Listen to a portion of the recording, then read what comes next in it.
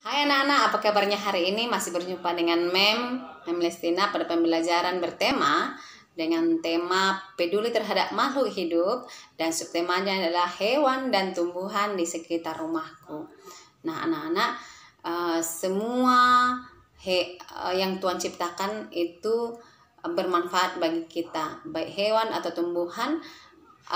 Itu sangat bermanfaat untuk keberlangsungan hidup kita sebagai ciptaan Tuhan. Nah, di sini ada punya sebuah gambar. Ini gambar apa? Ya, ini gambar burung. Burung ini adalah ciptaan Tuhan. Nah, burung ini juga butuh makan. Apa makanannya anak-anak? Makanannya adalah tumbuhan, baik itu biji-bijian ya ataupun daun-daunan. Nah, biasanya burung ini tinggal di mana? Tinggal di hutan. Nah, jadi jika kita tidak memelihara kelestarian hutan, apa yang bisa terjadi? Nah, semua makhluk hidup yang ada di hutan bisa punah atau bisa mati. Termasuk diantaranya adalah burung ini. Nah,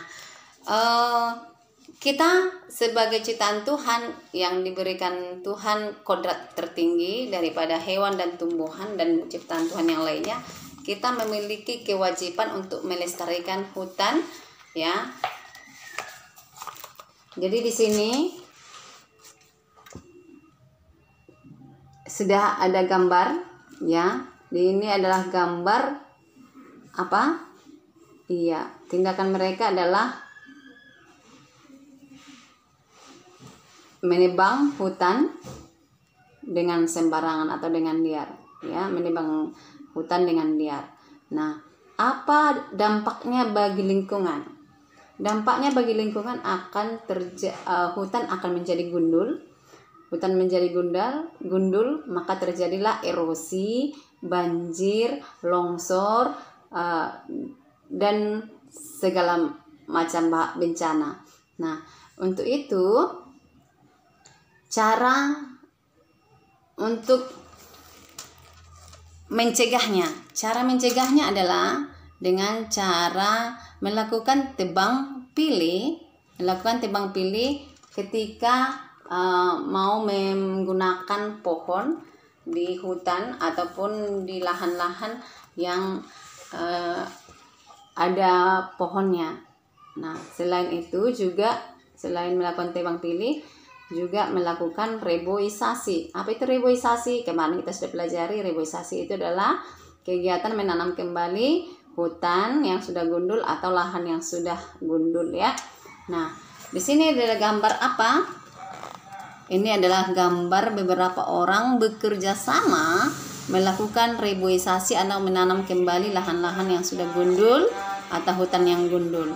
Nah, tentu banyak dampaknya bagi kita. Bukan hanya untuk kita saat ini, tapi dampaknya akan terjadi pada generasi kita di puluhan tahun berikutnya ya.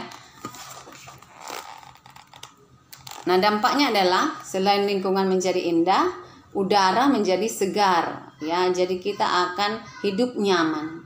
Nah, di sini bentuk kewajiban kita terhadap lingkungan, bentuk kewajiban lainnya. Nah, anak-anak, mungkin di sekitar kita tidak ada lagi hutan, tetapi kita mempunyai kewajiban, baik itu kewajiban yang kecil sekalipun, baik kewajiban yang besar. Kewajiban yang kecil yang mudah dilakukan adalah membuang sampah ke tempat sampah. Itu kegiatan yang sangat kecil, tapi dampaknya luar biasa bagi bumi kita. Membuang sampah pada tempat sampah supaya tidak terjadi banjir ketika selokan tersumbat. Nah, yang kedua adalah menanam tanaman yang bisa kau tanam di depan rumahmu, di halaman rumahmu, di pekarangan rumahmu. Kenapa? Karena itu akan membantu lingkungan kita bersih atau mengurangi pemanasan global ya. Ya, demikian untuk mengenai ini nanti kamu bisa kerjakan di halaman 8 ini dengan baik ya. Kemudian untuk kali ini kita akan membacakan sebuah bacaan ya, tanaman mawar vina. Ini menceritakan bahwa Vina mempunyai sebuah tanaman yaitu mawar, tetapi pada awalnya dia mau merawatnya, tetapi akhirnya dia tidak teratur merawatnya sampai akhirnya bunga mawarnya si Vina layu dan mati. Nah, untuk di sini kita akan belajar bagaimana kita harus konsisten dalam merawat tanaman ataupun makhluk hidup yang ada di sekitar kita, termasuk itu tanaman ataupun hewan.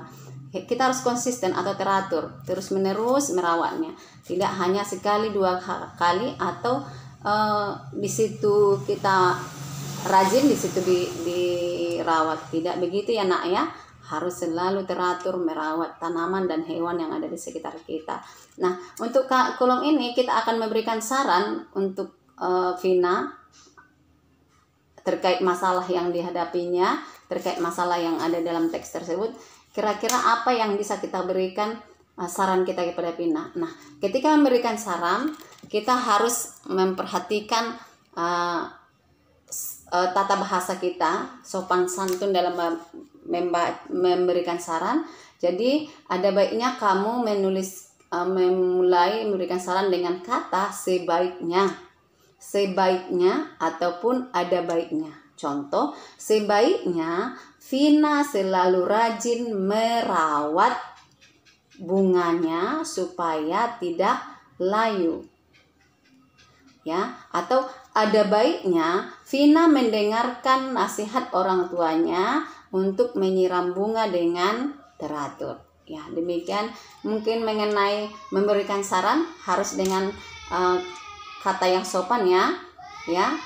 Oke. Dan yang ketiga, kita akan belajar mengenai seni rupa dengan seni rupa karya seni tempel ya. Karya seni tempel.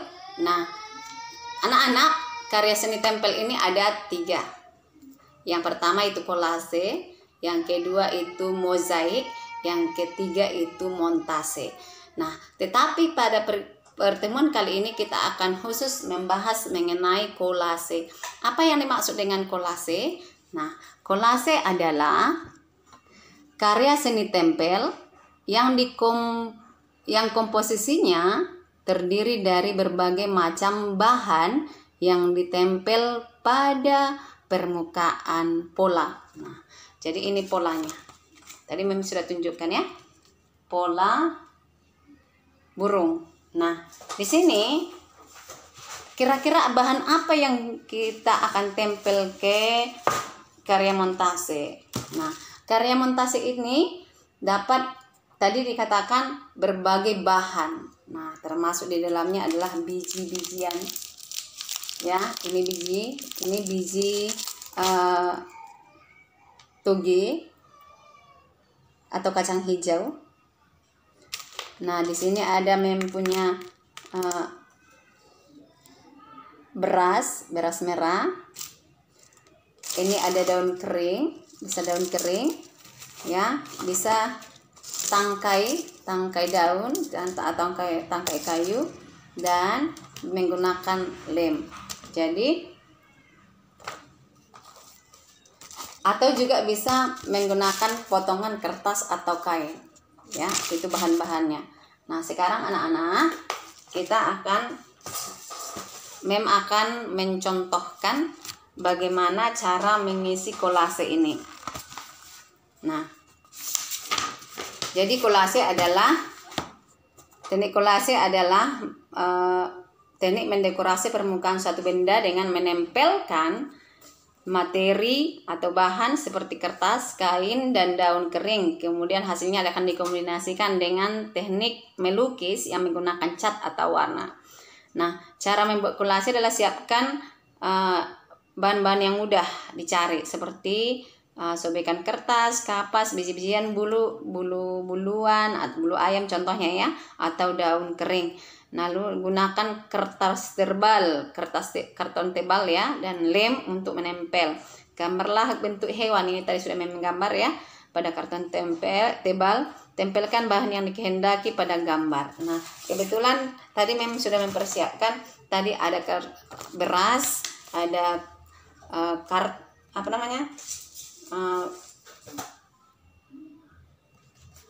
daun kering, kacang ya, kacang tanah.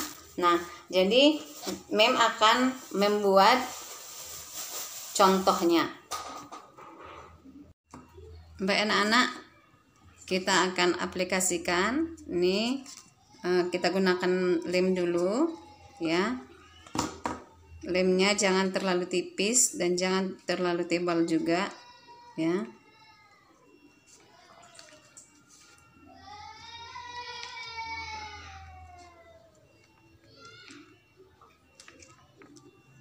Nah, untuk sayapnya Mem akan gunakan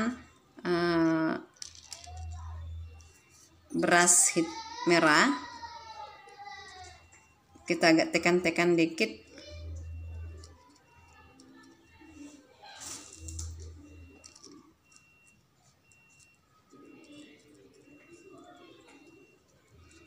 Ya, pastikan dia semua rata ya.